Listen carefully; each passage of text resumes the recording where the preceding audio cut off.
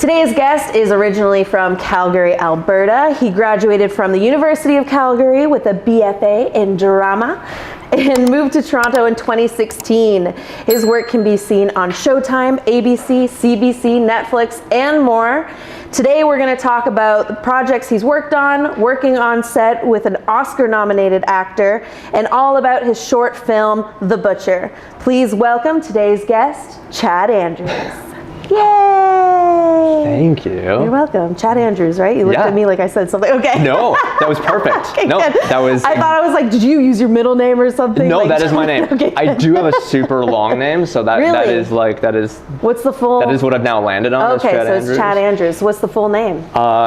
It's Chad William Ryan Hamilton Andrews, Holy which is crap. just ridiculous. How much royalty do you come from? That's what people always say. I know, I was almost going to open with that and be like, it's actually a very royal name, but it's not true. My parents just couldn't decide. No way. It's just crazy, and they burdened Are you with an me. only child or the first child? I'm the second child. The first one has an extra name. No way. Yeah. That's hilarious. Because I know with my brother, he's the firstborn, so he's got two middle names. So I was like, okay, just in case. And then they and then they adjust it. They're like, Gotcha. okay, we got both sides of the family in the middle name. Clear. But that's and for so long I held on to the Hamilton Andrews. Yeah.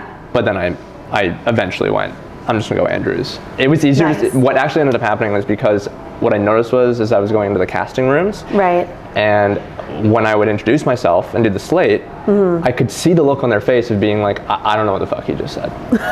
And like, I think they were just like, I'm not gonna remember that. You know what I mean? I was like, hey, I'm Chad Hamilton Andrews, and they were like, do you have any idea what that sound was? No. Okay. Go ahead. Yeah. Great. Thanks. That's hilarious. So shorten it. Chad Andrews. Chad Andrews. I think it sounds nice. It looks great. It does sound nice. It sounds like a very famous celebrity name. Oh, thanks. No worries.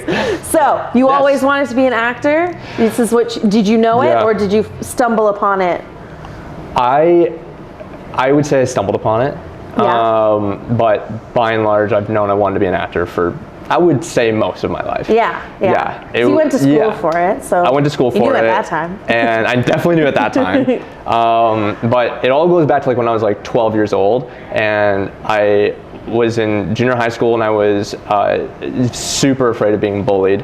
And they give you that super long option sheet where there's like, I don't know, there's like 15 options on there that you could choose from, electives that you could choose. Okay, yeah. And I put drama dead last because I was like, please don't give me this. Like, they're gonna shove me into a locker. People are gonna make fun of me. Like, you know what I mean? They're gonna call you names for doing something that's like, I don't know, like pansy. You know what I mean? Yeah.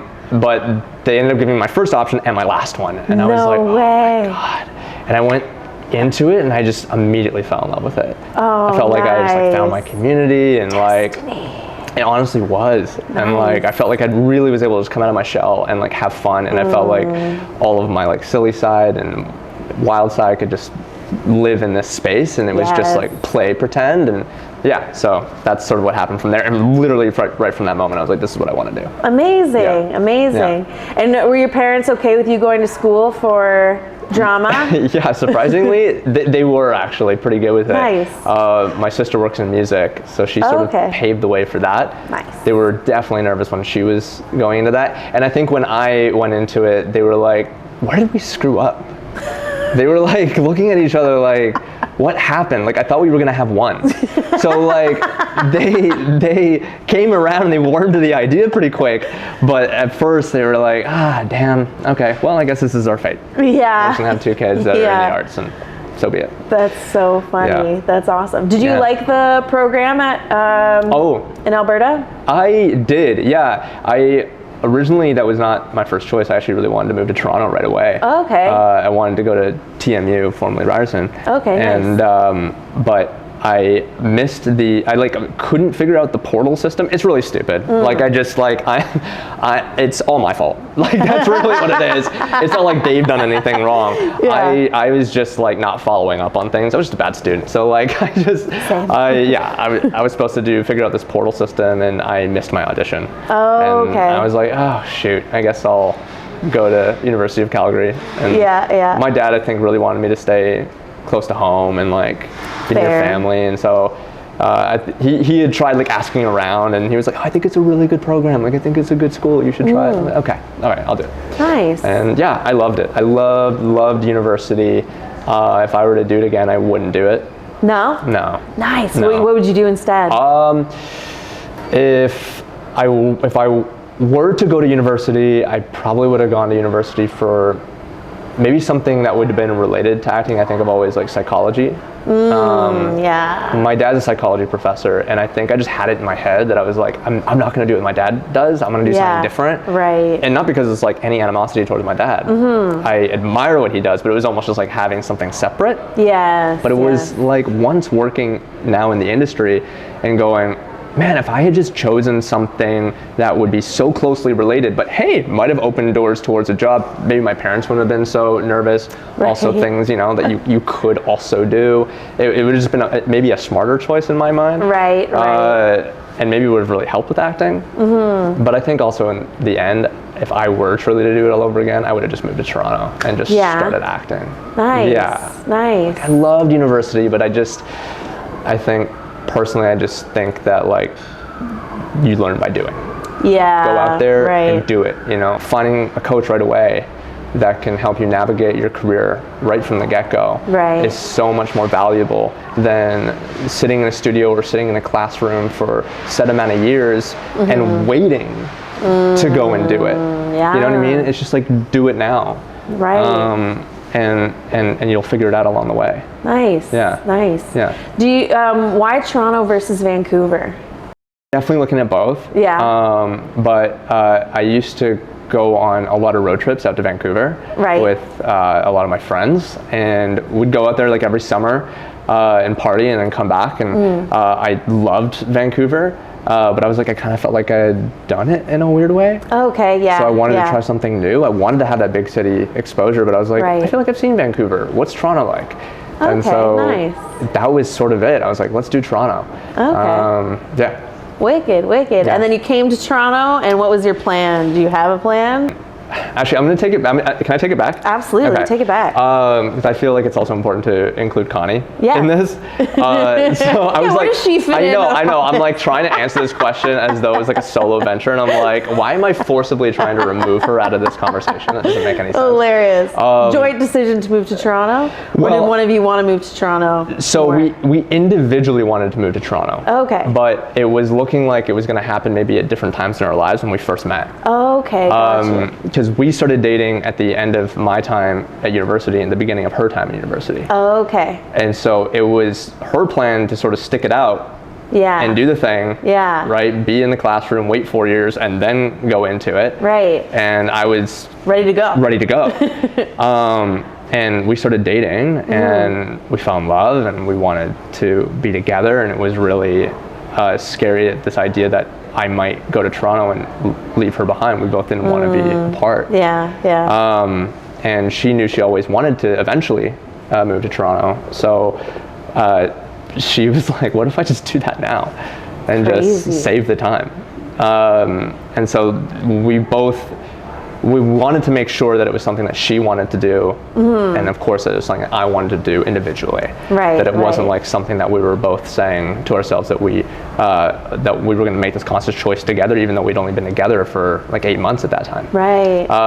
So I don't think that would have been a good way to go about it, because what if something went wrong and it was the wrong decision for her and it was the wrong decision for me? So we both needed to have that decision made individually. Nice. And so we both did, and we decided to move out here together. Amazing. And it definitely worked out. And so then I had an agent in Toronto. Okay. Already. And he was helping me out sort of navigate the industry a little bit in Toronto while I was still in Calgary. And he said, you guys got to come out to Toronto and meet this guy, Earl. Nice. And he told us all about him, this amazing acting coach, as you know, in the city. And he was like, you have no idea, like everyone needs to go and see this man and be coached by this man. What he does is so different from what everyone else is doing.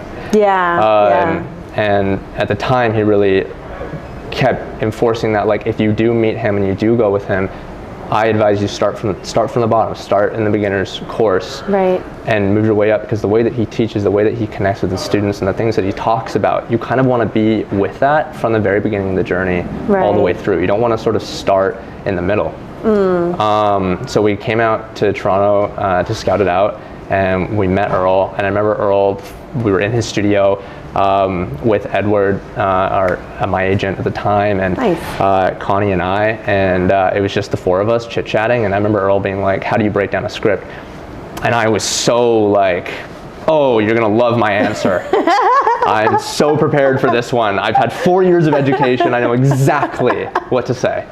And I gave him the full rundown, and I must have spoke like just on and on, because I could just see him being like, this is so... I can imagine being like... Yeah, please. When are you done? Yeah. He's like, you went to school for that? Yeah. He was like, wow, you're very confident.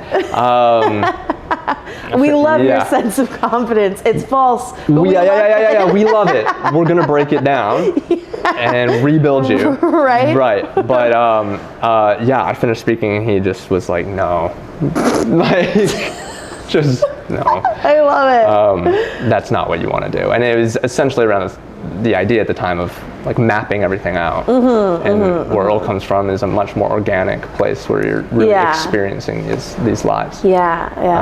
So both Connie and I walked away from that being like, we have to move out here, and we have to start training with Earl. Nice. We both never met anyone like him, and I think we've both been yearning for something like that in our lives that just brought us spiritually more connected to character and to story and to this world. And I think we both knew that even if this doesn't pan out the way you want it to or see it in your dreams, the opportunity to train with him and learn from him was going to be worth everything. And it has been. It has been the constant in my life that has made me feel like this was a very successful choice to come out here. Nice. At the very least, I got to experience working with this man. So that's my journey into Toronto. Amazing. Yeah. Are you still with that agent, or have you moved on to a different agent? I've moved on to I've moved on to several agents since. Okay. I was like trying to use a different operative word than several. But yeah, I've had a few agents since. Okay. So I was with him for I think the first year or so of my journey, and then I had a new agent, and she was incredible and helped me build so much. And then I ended up moving on from her, again trying to chase, trying to the potential of garnering bigger roles or seeing bigger casting and just climbing that ladder and going through that journey. And so that's sort of been my trajectory, and finding people that you can really connect with and can help you get there. Absolutely. And I think that's important. Like, not that old agents were bad in any way. Not at all. It's just how it excuse me, how it goes with your career is like, okay, you reached this agent was good for this period of life and this level of life. Now we're moving on to this level. We require a different agent for this level, that kind of thing. So not that any agents are bad. We don't want to say that at all. And honestly, I think the best way to say it is an agent that agents predominantly are great if you're with an agent that you connect with and you feel like you have a rapport with, you're able to have a conversation with, and you both care about each other, and you care about the journey that you're making together, because that's what it is. It's your career and their career coming together and moving in a certain direction. And if you feel like that direction is positive and that relationship you have with them is positive, then you're with the best agent that you can. Now, when you move on from that agent, the thing that can be difficult is if you have all of that and you're having to make a new change. And I think that's where the danger comes in talking about something like this, is how do you talk about something like this without having a story of like a bad story where you're like, oh, that makes sense why you left that person. You didn't have a great relationship with them, so you had to move on, or they weren't doing this for you, and so you had to move on. And I don't think that does happen, but I think most importantly, it's good to recognize that like you can have a really great relationship with an agent and want to just try a new avenue, because at the end of the day, it is your career. And you're wading through it the only way that you know how to, is by, you know, switching things up and trying new things, and sometimes that's all it is. Yeah. Is just, I want to try a different avenue to get to the same goal I've had that's ever changing, and so I want to try it with maybe a new agent and explore that opportunity. And so who are you with right now? I'm with Premier Artist with Sean Kaufman. Nice. Nice. Shout out. Yeah. He's amazing. That's awesome. Yeah. And so when you were applying to agents, what was, first of all, what did you have in your package for applying to agents? Yeah, great question. So in my package, I had the two standard things, of course. So you should have your resume, and you should have a couple of headshots that you feel really good about, and that show, I think, good range. I think you should always have something that makes you look really friendly and approachable, and obviously have one that's like your theatrical, this is who I am one. And outside of that, a really strong cover letter. I think it's always important to have something that's a little bit personal towards the person that you're speaking to and asking to sit down with and have a conversation about. Obviously, there's going to be certain elements of it that are going to be the same with every agent with all the agents that you're applying to. Right. But, you know, do your research and ask yourself why them, you know. And write down to that specific agent, if you can, why that specific agent, and have a little bit of that in your cover letter, even if it's just a sentence, because it really, again, starts that relationship off on a good note and that bond. So a good cover letter, resume, and headshot, and then if you do have demo reel, and another thing that is, if you do have, I do think it's really important, and this one's, I think, a lot easier to get, and a lot of people that don't have good demo reels, or they don't have demo reels at all, feel like they have nothing to showcase their work, is to put on tape a couple of really strong auditions they feel really good about. Whether it was auditions they had with a previous agent, or new ones that they just want to put on tape. Do that, and have it as an accompaniment. That's what I did. Nice. It's a good way for agents to either look at your demo reel and be like, yeah, this is like really fun. This feels like, Chad looks really great in these projects, but I'm only seeing a clip of it, and that's awesome. I kind of wish I kind of knew a bit more of his work. Oh, let me check out this scene that he did on tape. Oh wow, so this is how he's auditioning. Nice. I like that. So this is how he's gonna audition for me. Right. Great. Now I know that. Okay, wicked. That's a good idea. Yeah. Yeah, especially if you don't have demo reel, like a whole demo reel of material to put together, then you have something. And yeah, you're right. It would be important to see, if I was an agent, it would be important to see, like, what's your setup for self-tapes? Since we're just self-tapes for, like, the majority of stuff. So, yeah, definitely now. Smart idea, smart idea. So when you were hunting for an agent, what was important to you in qualities for an agent, or, like, important questions you asked in your interviews? Oh, that's a great question.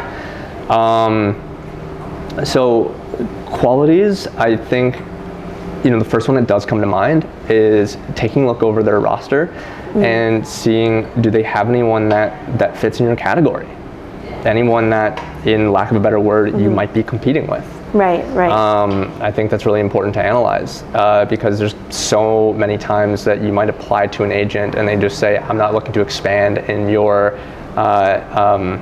is it look, but they'll use a different word, but I'm not looking to expand in that look right now, or maybe just they'll say simply, I'm not looking to expand my roster right now. You might get something like that back, but sometimes what that comes down to is that they may have someone that looks just like you on their roster, and they honestly just don't need another you, right? No hard feelings, but it's just so true, right? So I think it's really important to take a look at that. I think it's also take a look at their website and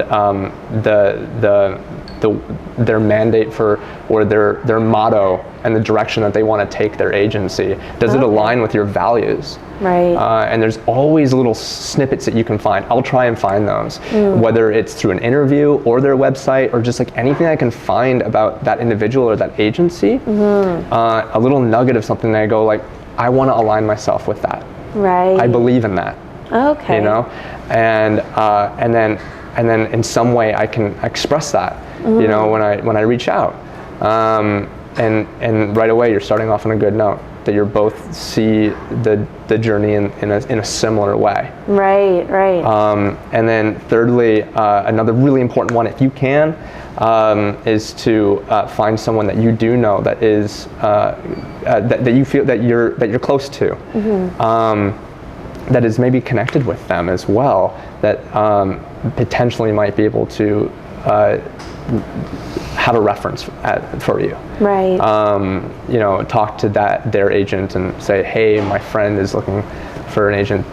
You know, if they've seen your work and able to vouch for it, that can be a huge bonus to have something like that, or to be able to even comment on an actor's work and be like, hey, I'm friends with so and so, and I'm really so proud of the work that they've done. I've seen them grow so much, and I know they've been with you over this X amount of years. That makes me interested to work with you. Yeah. So I think, just finding the ways in which you can connect yourself to that agent or agency. Nice. Is the best way. Amazing, amazing. You had to do a British accent in which was Princess and the Princess and the Bodyguard. Have you always been good at accents, or was that a skill you had to learn? It was something I really wanted to learn. There's certain accents I'm better at than others. Fair. And just like anything, I could do more homework and work harder at it. But it's definitely something I'm really interested in. I've always been very interested in manipulating my voice in some way. Seeing things like Ralph Fiennes play Voldemort. And do something so unique and cool with his voice. Yes. I find that kind of stuff so inspiring, right down to classic accents, dialects, and looking at a Boston accent or a New York accent or British in that case. Right. And what's funny, and I always tell my actor friends when they come over, and I usually show them the book. Yeah. So I'll tell you about it too. Okay. Is I found this book. I think I had recently sort of moved to Toronto, and it was in a public library, and I remember seeing it and flipping through it, and it had all the phonetics of how an accent works, like how dialects come to be. Yeah. And I found it so fascinating because it went down to the science of it, of how people develop these sounds from being a child living in Scotland, and why they sound like that. And I remember putting the book back and left, and I from then on I was like, oh my God, I have to get that book back. I remember thinking about it, especially when I was in class with Earl, and Earl was like, you should learn more accents, and I was like, that accent book, and I forgot what it was called, and I desperately was searching the internet for it, and I found it. Nice. And I was able to get my hands on a copy of it. And it is like my Bible when it comes to accents. No way. It is phenomenal. I literally think it is just titled Accents. No way. Yeah, it is a red. By who? It is I don't remember the author's name, but it is a red book, and it's blue lettering. Is it Paul Meyer, or does it come with CDs in the back? It does have CDs in the back. Okay. Yeah. I might have this book. Do you might have this? I might have this book. I love it though. We'll link it below when we figure out which book it is. And I'll send it to you, and maybe it is the same book. Yeah, so I became really, really fascinated with that book. And it was just such a great roadmap for teaching accents. That's wicked. And so that's when I just started learning accents through that, and I love referring to that book anytime that I have to prepare for something, and it's always helped me out so much. Did you have for this project specifically? Did you have an accent coach on set as well, or any coaching at all? No. They were just like, we trust you. Yeah.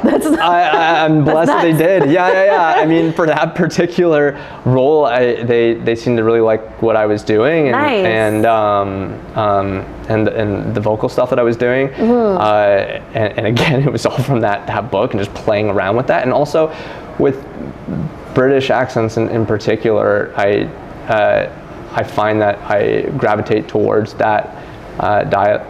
those dialects a bit more, and I love listening to all the little sounds that they'll make and how that's being made. I just find that I actually do find the science of it and the phonetics of it really, really interesting, and how two sounds can come together and make that. So on set, I just remember I just spoke like that the entire time from when I went on set to pretty much the time I left. Nice. And I think there was only a handful of times I ever spoke just regularly. And I remember people being like, whoa, wait, are you not British? And I was like, oh no, I'm not.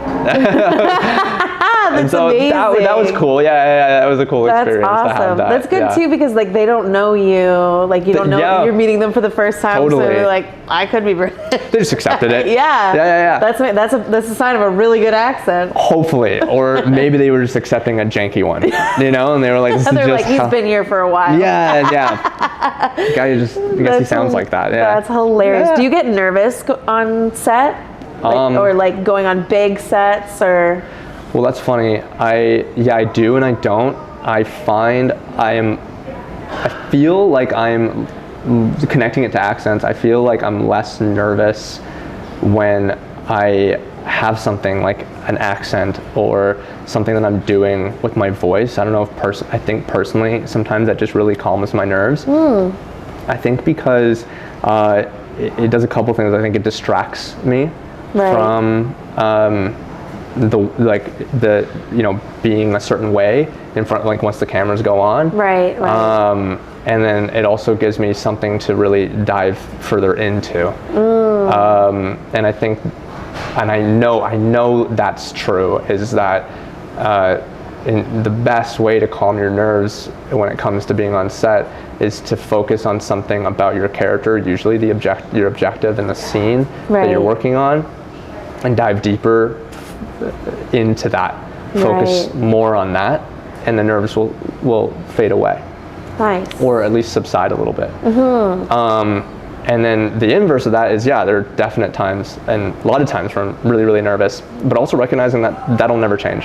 Yeah. You will always be nervous. I was literally in class just a couple days ago, and I had that exact thought. I was sitting there and I'm like, I've been in class for like 8 years, and I am like dying inside. I am like so nervous to go and do this scene.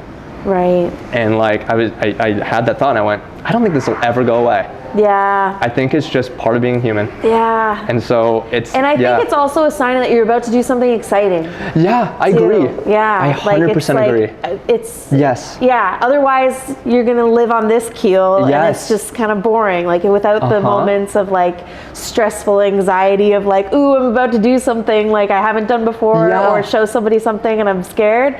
It's like it feels uncomfortable, but it's a good sign too. Yeah. I couldn't agree more. I think that if you are nervous, it is a sign that you're doing something really important and it matters. Yeah. And it has value. Yes. And that's exactly how you want to go into the work. Is that it matters to you.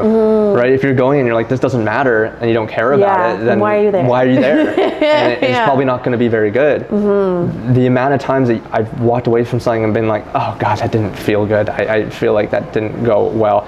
Sometimes, a lot of the times I'll look back at it and it was probably some of the best stuff I'd ever done. Nice. And I think it is because like when you're nervous, you really do lock into this thing of like it's important. It's about like mitigating it so it doesn't fully take over you. And I think the way you do that is you just accept like this is part of it. So just tell yourself like, oh, this is a good sign. So just be nervous. Yeah. And when people say like use it or use the nervous, well, there's only so many scenes where you're really nervous in the scene. So I think it's less use it and it's more just be like, it's your friend. Nice. It's there to support you. Yeah. It's okay. Nice. I like that. It's your friend. Yeah. It's your friend. I like that. I'm gonna remember that next time. Yeah, I hope I do too. Right. Yeah. The first time I think I saw you perform, you did the Voldemort monologue. Oh no way! Yeah. Oh, was it? Yeah, it was. Funny. I was very impressed. Oh, I was because fantasy to me seems on paper.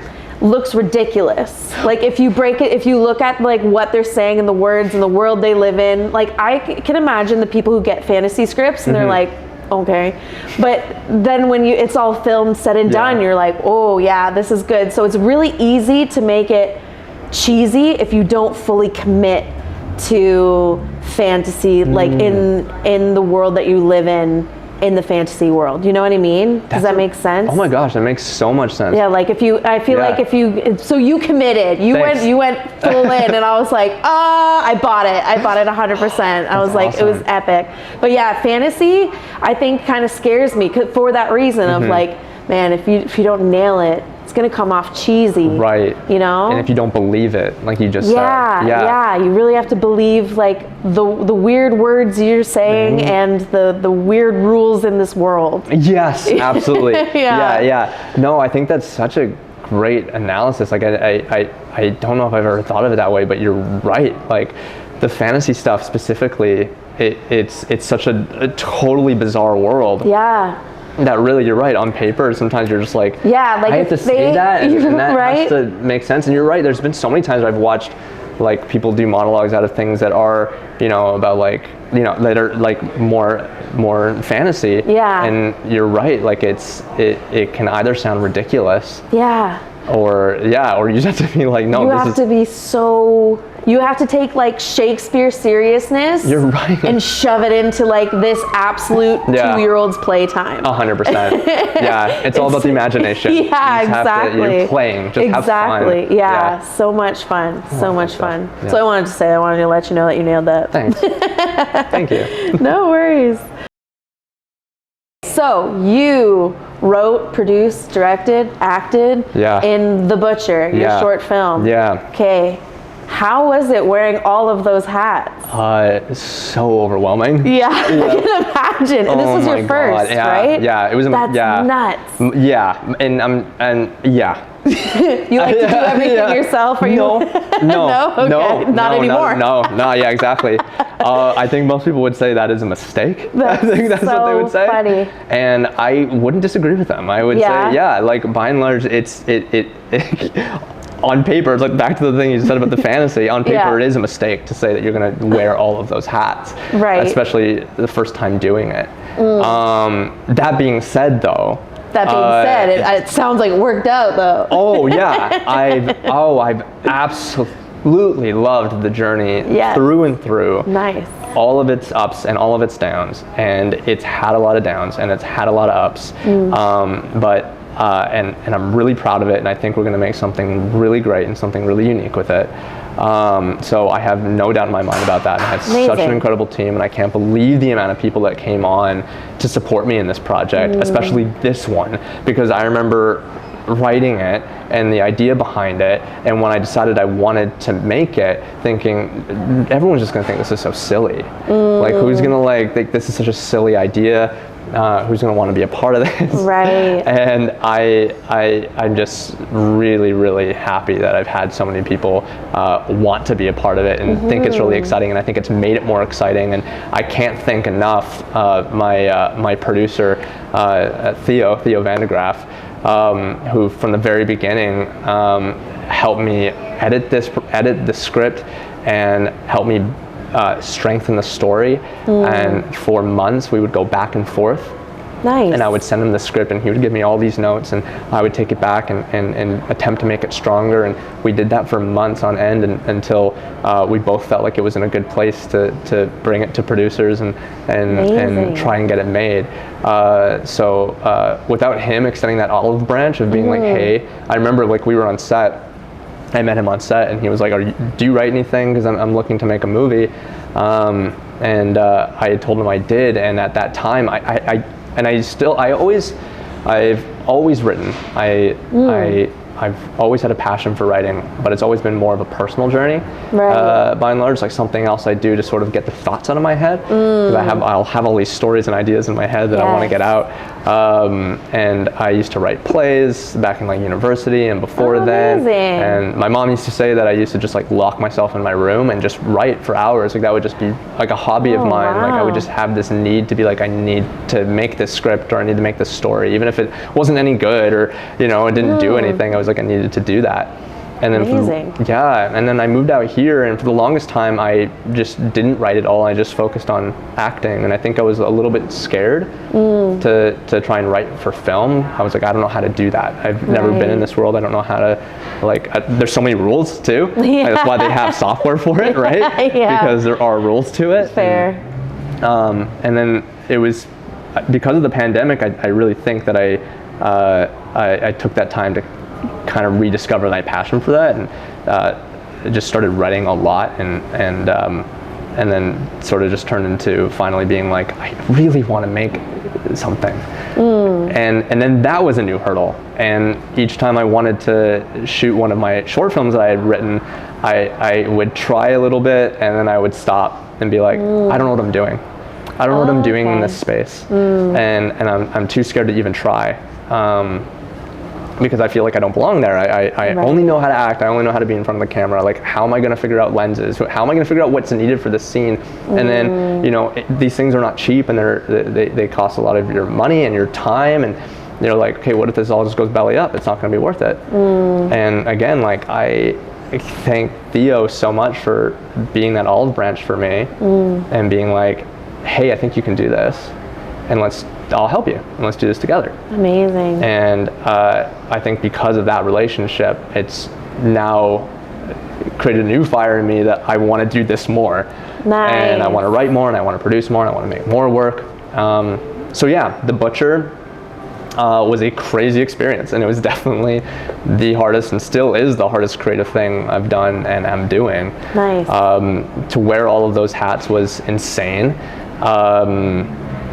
Going into it wasn't what I thought was going to end up happening. It just sort of did along the way. Right. But I wouldn't have traded it for the world. I learned so much from doing that. Amazing. And that's, I think, the most important thing. That's always what I told myself, is that this is a learning experience. Yes. To go all the way back from the beginning, like when we said like if you were to do university again, would you do it? And it's like, no, I would have done this. Because this is like everything that you need to know in a crash course, and then just do it again and again and again. And I think you're just going to get better at it, and you're going to feel so much better about it. You're going to make better work. That's so true. And through this experience, I feel like I've learned so much about obviously myself, but also acting. You know, in what way? Like, what kind of things have you learned that are helpful to your performance side now? Oh my God. One major thing is learning how much the actor does not carry the weight of the film. Or the TV show, the product, whatever you're working on. You're just a cog in the machine. You are just part of it. Absolutely.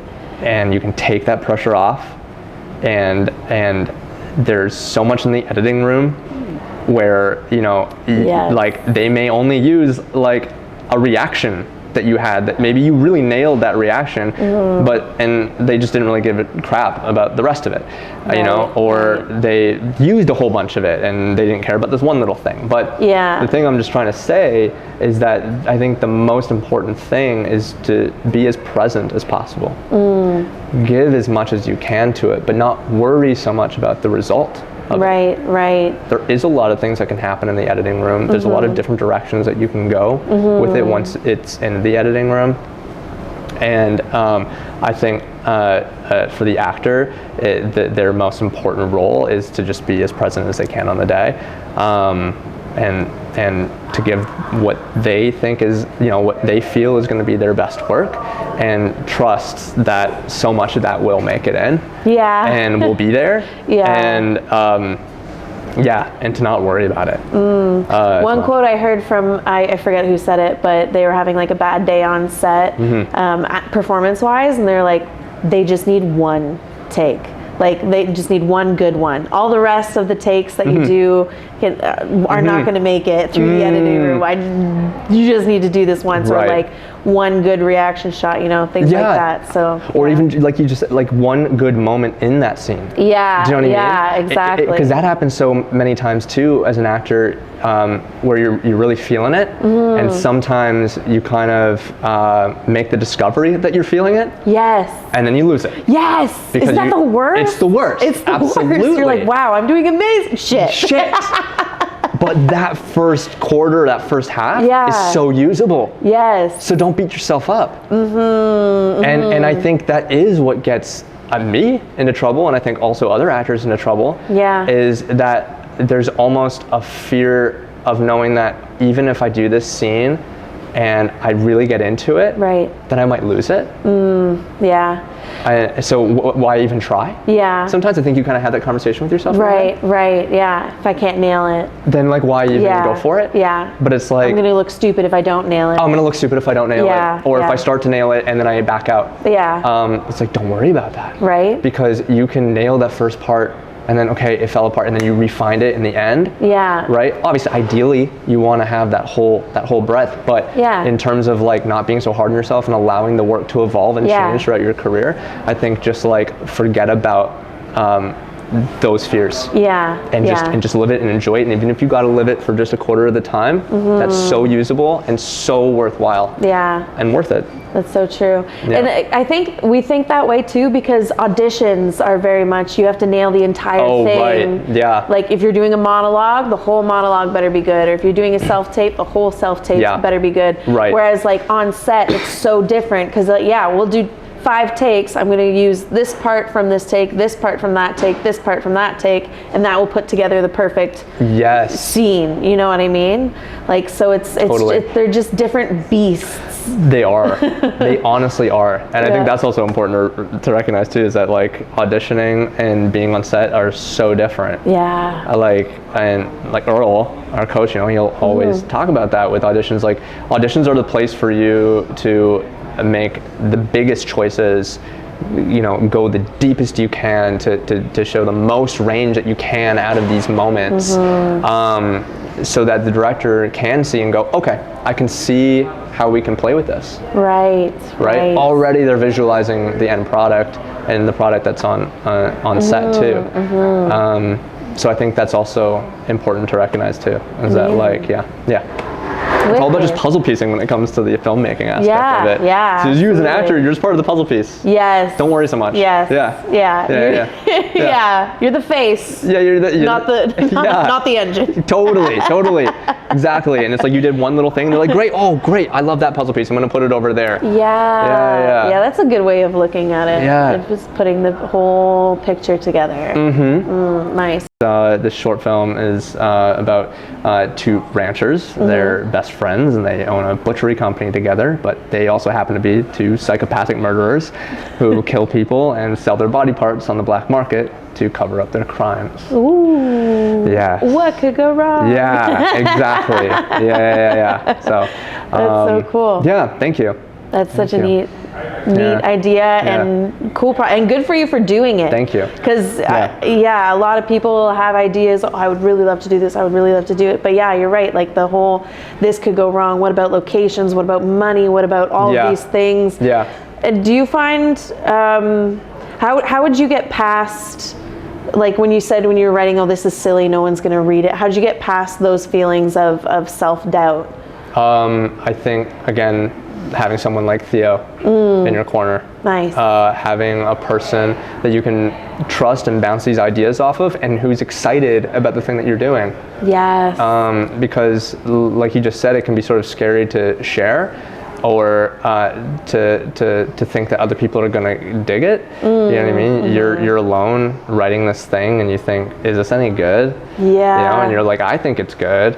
And so to give it to someone else and be like, do you also think? Right? I do. I go, well, if I think it's good, someone's got to think it's good. And I think the most important thing is for that person to in a way validate that you think it's good and to want to see that succeed. And help you get there and help it make it better. So you know, they might read it and go like in their own mind they might think this isn't so good. Right. But they also might be so excited to see it grow, so they'll help you make it good. Or they might see something in it that is really interesting and really unique and they want to see that flourish, or they might think it's amazing and they just want to be a part of the ride. But you got to have somebody, I think, along with you. It's a collaborative experience. It's a teamwork experience. You're not alone in it. So awesome. Yeah. What were some roadblocks along the way during production? Did you have any big roadblocks happen along the way that you have new wisdom about? Oh, certainly. Locations. Oh, yes? Yes. Oh my gosh. Like, have your location locked down as soon as you can, or that's viable for you, because so many things hinge on it. I didn't know that. Again, like learning this process, that like your DP has to light that area, and they have to get in there. They have to know how that space is going to move and how it's going to work. Your sound people have to get in there and see, what are all the ambient sounds and what's the acoustics going on in the space that's going to mess with things. And you need to know how your actors are going to move in that space. So your director needs to get in there. They need to know how. So everyone needs to get in there. Right. And also, it informs so much about what is potentially going to be possible with your script, right? True. Obviously, if you have Hollywood money or big budget, there's a bit more manipulation you can do with that, right? You can change things about your set. You can build from the ground up and do all those things. But if you're a little bit more confined to, I'm purchasing this space and with the funds that I have, it is what it is. Yeah. So now you have to work with that. So it's important as a writer to know too. We can't knock down these walls. We can't knock down these walls. So does this scene still make sense? Right. And so that was a major roadblock, because we did get to it a little bit, I think, later than maybe we would have hoped, like in terms of locking it down. Okay. Because that's the other thing that can come across, is that you may have a space that you're in love with, but they aren't in love with you, and they don't necessarily want you to shoot there. Yeah. They hear your idea and they go, you have blood and you have fighting and you have what? And you're, I see you this, also have insurance. You have right? insurance, right? And you're what are you breaking? What's this other thing that's going on here? That's so true. And I wouldn't have thought about that either. Oh my gosh. I remember writing this and thinking, oh, this will be so easy to write. I mean, this will be so easy to do. It's one location. It's just 3 actors, Nice. but it's like the very furthest thing from the truth. And it has grown into being something that was extremely difficult to shoot. And I think one of those major things was definitely locations. We lost our first location and we were in love with it. And then we had to shop around for other locations, but some of them didn't come with, they weren't furnished. So it was okay, are we going to be purchasing furnishing now? Right. And so it hinges on that. Where's your budget going to go towards that? And then, finally landing on the location that we did and being so lucky with the super generous host of that space too, Kai. Shout out to Kai. He was incredible and allowed us to do so much in that space. He's a creative person himself. He's a photographer. Oh, nice. Incredible photographer. Kai Retro. Check him out. Shout out. Yeah. Link below. Yeah. He's phenomenal, and we were so lucky to meet him and have him, because that's another thing, is that you have to find a location that's going to work with you. And the things that you want to do. Otherwise, you might be limited, and you might not be able to get that shot, and you might not be able to do that thing. So now, how are you going to bridge the gap? Right. And those were hurdles that happened. That happened on the day a lot. Is where it was we're losing daylight, we're losing time. We're not going to be able to get that shot, Chad. So how are you going to make that transition make any sense now? Right. And what can we do, to fix that? Wow. Because that also comes down to budget. If you don't have a big budget. Yeah. So I think just really knowing your vision and really knowing where you want to go with it is that's the biggest thing that you need. Right. Because everything else will fall into place. Then you can walk into a space and go, okay, this isn't perfect, but I can see how this can work. Okay. And if it doesn't work out, I'll be able to come up with something else to make it make sense. So would you next time walk through, do locations with the cinematographer and people that you're shooting with, or would you just lock it down earlier? I would have locked it down earlier. Okay. And been sure that this is where we were going to shoot. That would have been one of the first things that I would have done. Okay. And obviously, you do all the walkthroughs, and you do all the walkthroughs with everyone, so that they can start to piece together how I'm going to light this, and how sound going to work, and all the things that you need to, how's blocking going to work, and everything like that. But doing that a little bit sooner, so that they also have the time to plan that more. And you're not putting so much pressure and constraint on them. Well, now you only have, a week or 2 weeks to figure that out. Right. And that it's just all going to add. It's just all going to make your more depth to your project. Obviously, the more time you give people, as well as if you have money, the more money you give people, of course. I, for one, really feel like I excel more in limitation. Like when forces you to be creative. It does. It forces you to be creative, and I think a lot of people, at least the people that I worked with on this, also worked that way because the things that they came up with were so brilliant and felt so much better too. Because I don't know. Nice. Sometimes when like the world's your oyster and it's like everything, sometimes I feel like unsure about a certain direction because I'm like, well, it could have gone this way, could have gone that way, could have gone that way. But it's like when someone comes up with something out of limitation and you're just flabbergasted they even came up with that, and you're like, okay, well, that might be all we have. I'm like, I feel so good about that because it's like the fact that you came up with that under these circumstances. Oh, okay, awesome. That's how it was meant to be. For some reason, it feels like the universe was like, that was how it was meant to be. Yeah, exactly. Some things fall apart for something else to fall together. Yeah. There were many other hurdles, obviously, that went along the way, but I would say the locations that was scary. That almost made the shoot not possible. Fair, yeah. Do you have a dream role or like a dream genre? I would say a dream genre would definitely be anything in the world of crime. Yeah, I mean, I would love to play like a gritty detective. Seeing stuff like that first season of True Detective was just like, True Detective was so good. True Detective is so good, and I love things that are like Clue. Like I love that crime genres where it's like you're trying to figure out what's going on, and I love reading books like that, psychological thrillers. So I would love to be a part of something like that, and if not, then like a super creepy, weird villain would be just so much fun. Nice. Yeah, nice. Absolutely. I'd say those would be dream roles. Awesome. Yeah, cool. Yeah. It's crazy. I like to finish with fast 5 questions. Oh my God. What is your favorite beverage? Cola, probably. Yeah? Yeah. Nice. A classic. Shoot, yeah. Name 3 on-set must-haves. Your brain. A willingness to try. And a book. Absolutely, yeah. Hurry up and wait is a real thing. Real thing. Your favorite genre to watch? Crime. Yeah, crime and psychology. 100%. Yeah. Oh, 100%. Nice. Yeah. And True Detective, what's another favorite show of yours other than True Detective? I don't know why this comes to mind. It's such a weird limited series. It's called Clickbait.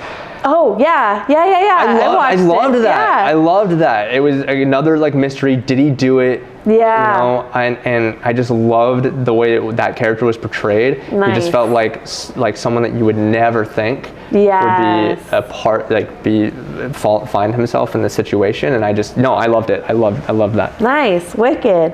What's your pet peeve? Do you have a pet peeve?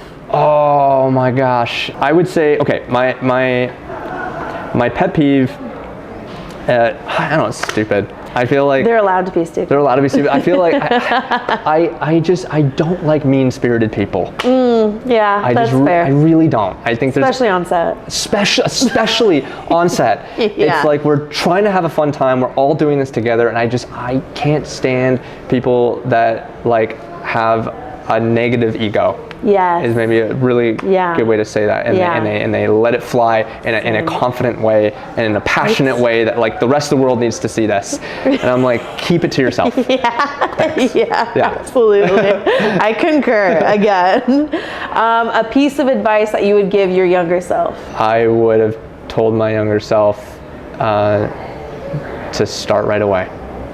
Nice. Start right away. Yeah. Wicked.